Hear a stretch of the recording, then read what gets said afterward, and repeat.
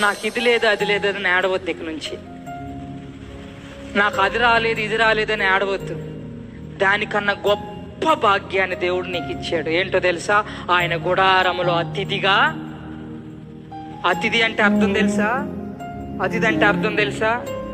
నీకు నువ్వు ఏమి వడ్డించుకో, ఆయనే వచ్చి నీకు వడ్డిస్తాడు. The lord of lord, the king of king had become servant to serve you. రాజులకు రాజు, ప్రభువులకు ప్రభువు ఎలా మారాడు? సేవకుడిగా మారి నీకు సేవ చేయడానికి ఆయన సిద్ధంగా ఉన్నాడు. తన నడుము కట్టుకొని, వాక్యములు అంటది, నడుము కట్టుకొని భోజన పంక్తిలో మీకు వడ్డించగలిగిన. సో ఈ ఉదయకాల సమయం నుంచి నాకు ఇది లేదు ప్రభువా, అది లేదు ప్రభువా అని ఏడవద్దు మనం.